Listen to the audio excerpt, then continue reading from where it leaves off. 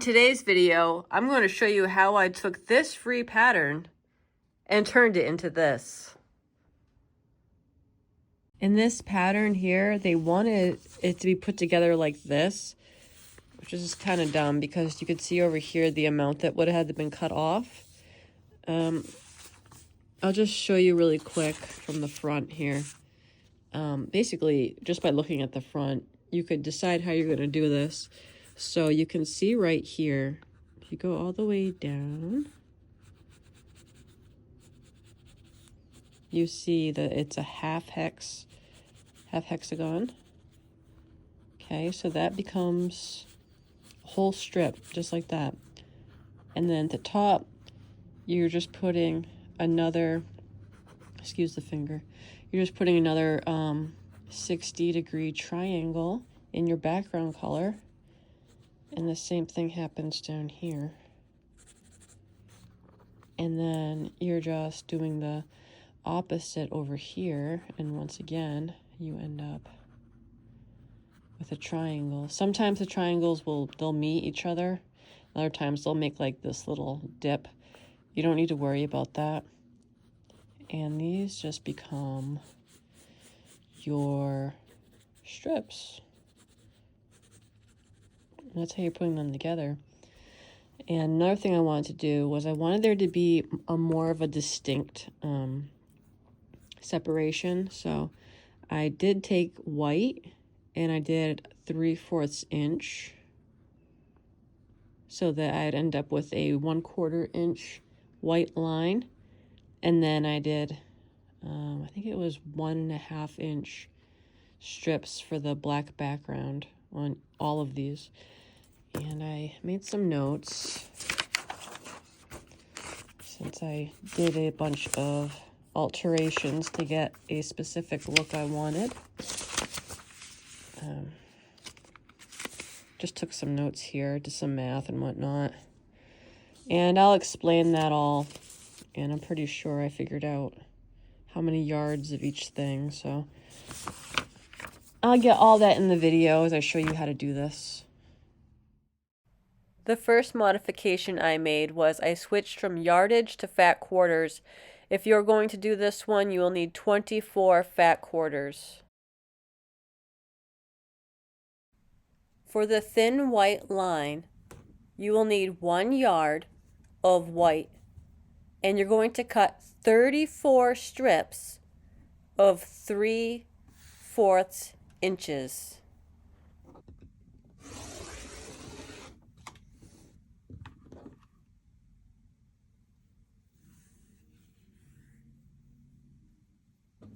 For the black sashing, you are going to need 1 3/4 yards. And once again, you're going to cut 34 strips of 1 1/2 inch strips.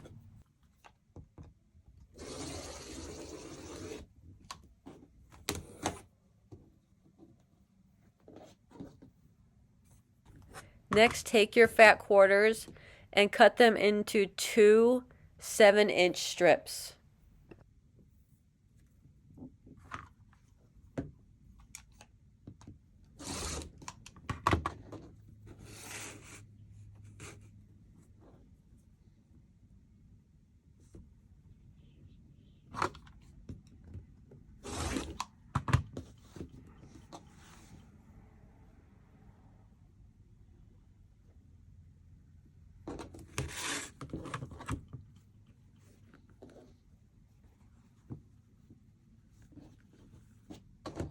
Now, as you can see, all of the fat quarters have been cut into 2 7-inch strips. If you're also using fat quarters, you will find that you have about a 4-inch strip off each fat quarter. Just set those aside. We will incorporate those into a border of some kind. Make sure you save your other scraps as well. We might be able to do something else with these for this particular project.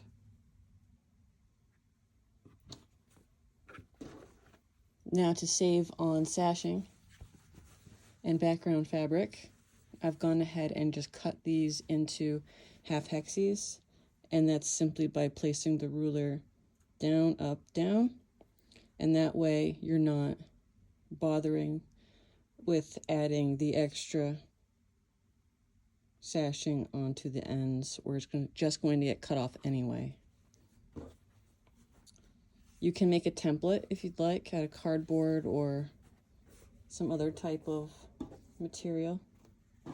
Or you can just simply put that down and then place one of these on top for reference.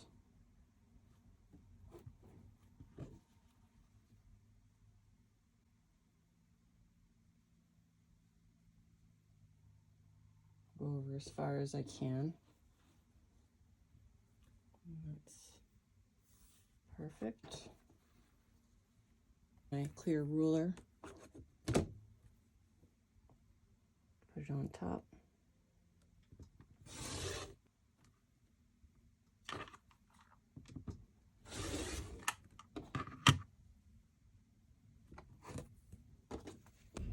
Now that you've got your 48 half hexes, it's time to get the sashing on.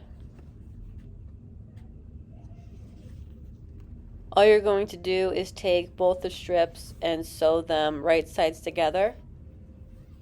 And then you're going to sew down 1/4 inch.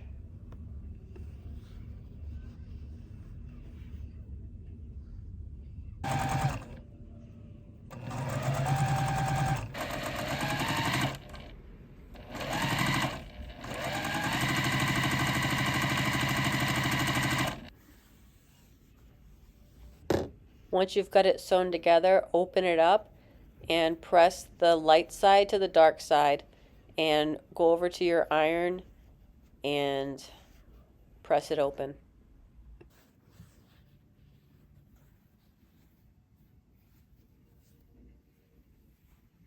Next, take your half hexagon and you're going to put it right sides together with the white side facing onto the edge of your hexie, just like so.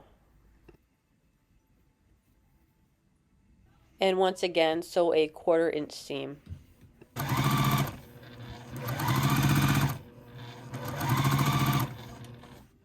Once you've got it, go ahead and cut it now about 1 inch overhang.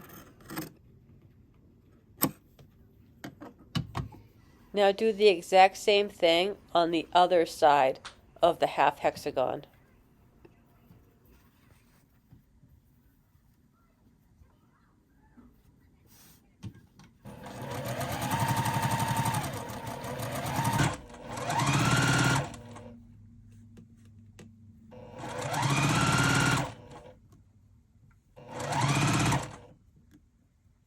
Once you've got your sashing on and ironed open, place your triangle on top. Make sure the base is all the way down on the black so that it's as flush as possible. And then once it looks good to you, where there's nothing like sticking out or anything like that, you can go ahead and cut it.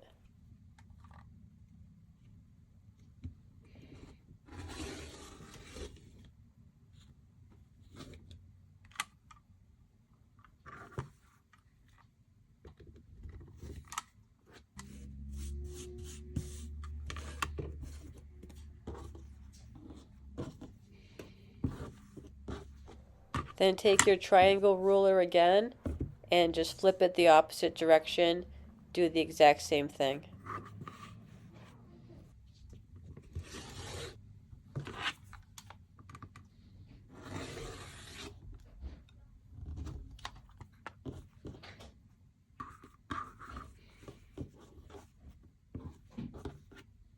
It's important that you're catching those end pieces.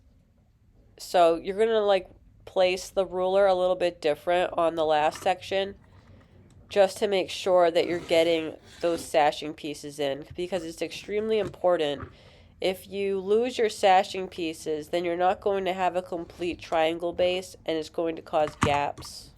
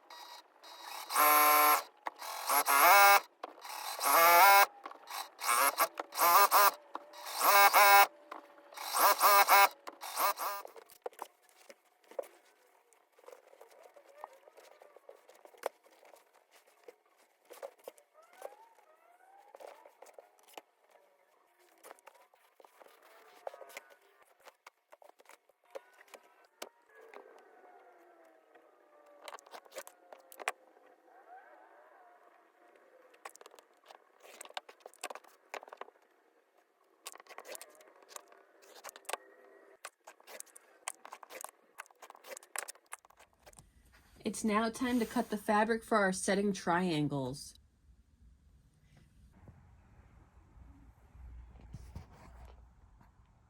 Now that you've got all your pieces cut out, it's time to figure out how you want everything to look.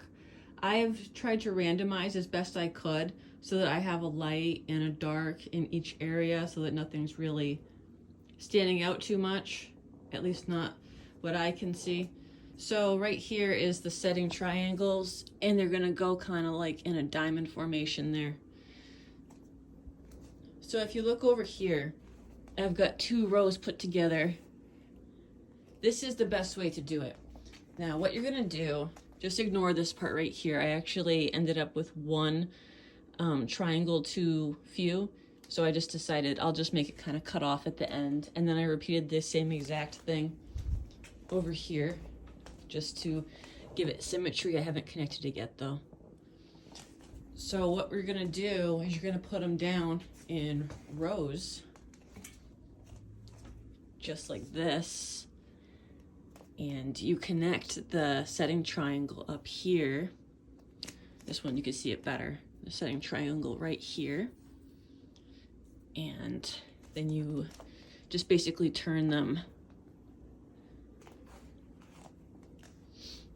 opposite each other, like so. And then once you've got these 2 rows put together, going down, then you would just push these up, just like that. And of course, line them up. So it's going to take a little bit of care to do that. Okay, so you'd get that all put together. You just go along, going down like this, the rows, and then together. Now pay attention to where these white lines are, these white sashings. Line them up real good. Fold them in, right sides together, of course. And then take your time just sort of getting them all lined up. All the little folds there at the seams, everything as closely lined up as humanly possible.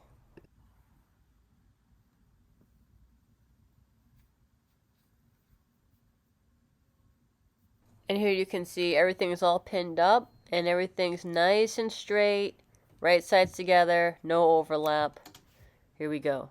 Don't forget your leader, very important, believe you me. And we're doing 1/4 inch seam allowances on this triangle thing.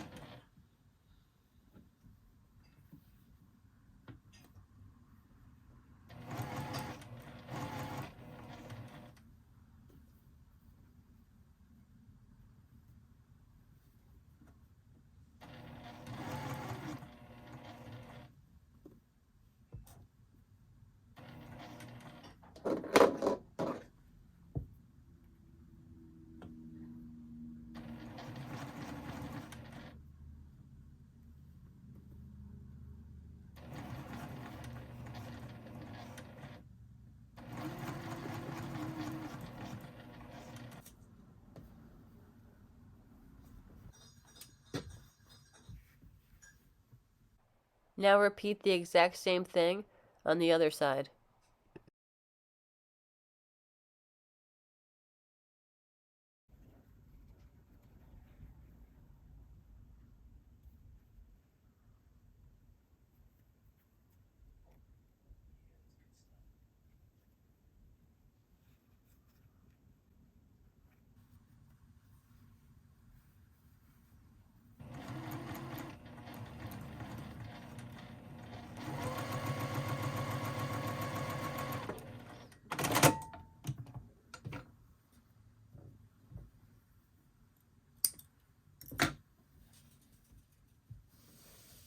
And there you have it. There's your half hexagon. Everything's lined up fairly well, if I do say so myself. And you would just repeat this with all the rest. So, see on the back there? I got it all nice and ironed up, all nice and straight. I don't know what I'm pointing at. I made this video a long time ago. Oh, okay. I'm putting the top piece on there now. That top background triangle, that setting triangle. So I figure out which way it's going to be facing, and then that's how I know what side to put it on. Because these are triangles, you're going to want to make sure you have about a 1/4 inch overlap.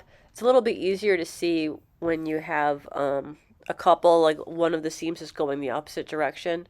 Anyway, if you line them up perfectly, they're not going to be even at all. So this might be a little bit of trial and error like it was with me, but you'll get the hang of it. But typically, yes, it is about a 1/4 inch overlap.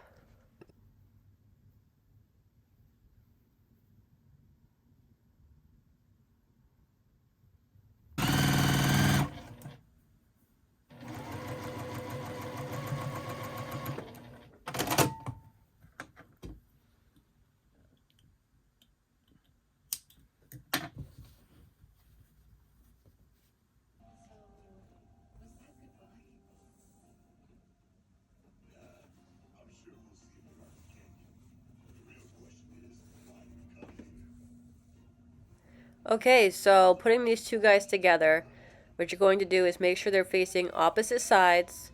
And then once again, you're going to just make sure that everything's kind of lined up. There might be some overlap.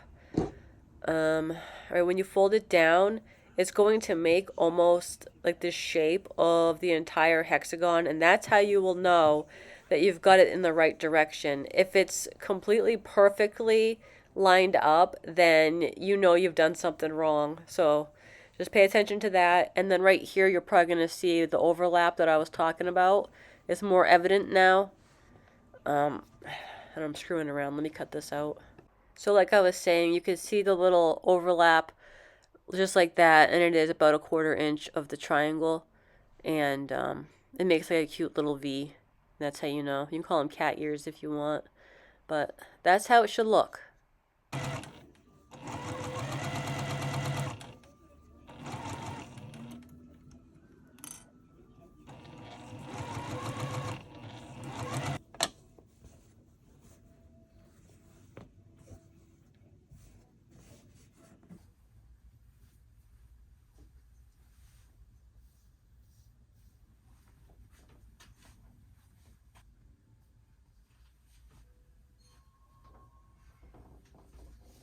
So here's my big brain idea.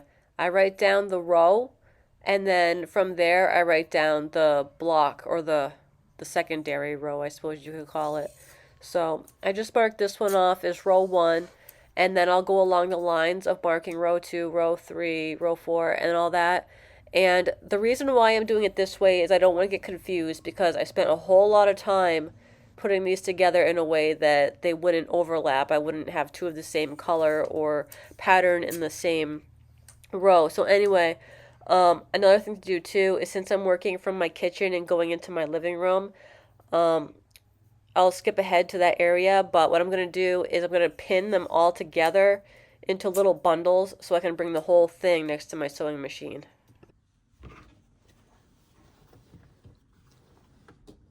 Now that we've got some rows done, it's time to put them together. So right here I have row 3 and row 4. I've already put together rows 1 and 2.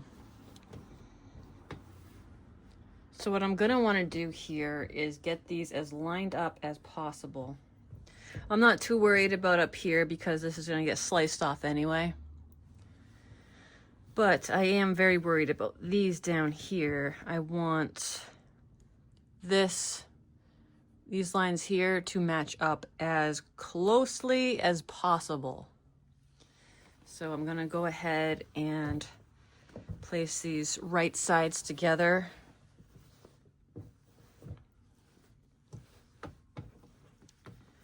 And I'm just going to focus on getting these little white strips lined up as best as possible.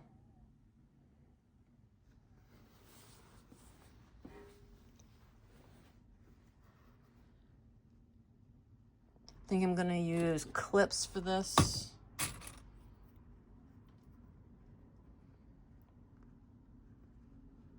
And what I'm gonna do is I'm going to continue down and match up all my white strips there. And as you can see, those are completely matched up, and this is pulled like perfectly. It's nothing's too loose, nothing's too tight. It's just right. All right, I've got everything put together. Nice and even like. And what I'm gonna do now, I'm gonna pop a leader right here.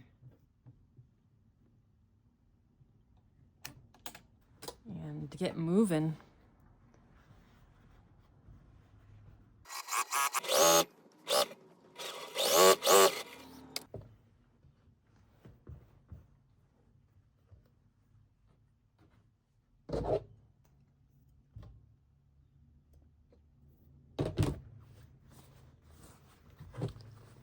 Let's see how she came out. All right, close enough. Hairs all over the place. That's much better. Okay. For the most part, it looks fine. Your average Joe isn't going to notice that. Okay, so the next thing I'm going to do is I'm going to go get rows 1 and 2. And then every time I have, well, right now, let's see, I have 2. And so I'm going to add together another 2. And from there, I might continue doing in 2s, or I might create another one and have 4 and 4 and slap those together. I don't know. You can do whatever you want. The important thing is that you do whatever is easiest for you. So as you can see here, I've got my 1 and 2, and then I'm just really going to do the exact same thing. Okay. This one's going to be a little bit different. You probably really are going to want to make sure that when you're putting these guys together and you're actually making the hexagon, that you've got things even more lined up. So I'm going to be even more careful than last time. And get that going. Okay, guys, so all the rows are put together. Don't worry about this at all. It should look like that. Because what we're going to do is we're going to just go ahead and cut it right down here. And it'll be like right on the tip here. And don't worry about that either, because we do need to put a border on here. So I was thinking I'm going to do a, what do you call it? A thinner black border first. And then with all the scraps that I've got left over, I'm going to do something like, I think you can do like a diamond within the border or a square within the border. And if I've got anything left after that, over here in the corner, I want to do like a paper piece star with a hexagon in the middle. And I will provide that for you. I drew it up. Full disclosure, you can buy it. I think it was something like $5 or $6, but it's something that you can make yourself as well, just by looking at the pieces used. And I do a lot of English paper piecing, so I just set it up myself and put it all together. My sizes are different, but you can just change that yourself by changing the percentage, scaling the size on your printer. It's really easy. I'll figure it out and then explain it to you after. So, okay, I'm just going to go ahead and cut up my strips, cut this right off, figure out what I'm doing. And all right, friends, let's get this situated. So what I'm going to do, just to get this nice and straight, is kind of fold it. I don't care about these anymore, since all my rows are connected. Okay, I'm gonna try to go from the 17 mark to the other 17 mark, if that makes sense. Try my very best not to screw this up. Meanwhile, everyone's like, no.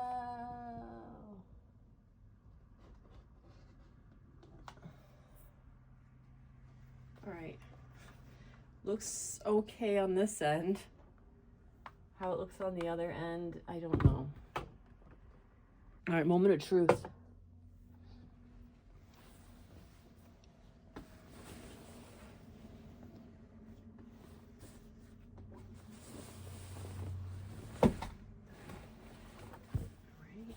That's a little screwed up, but I'll fix it.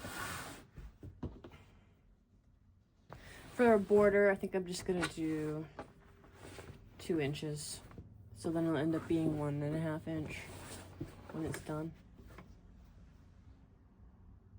And there she is in her full glory.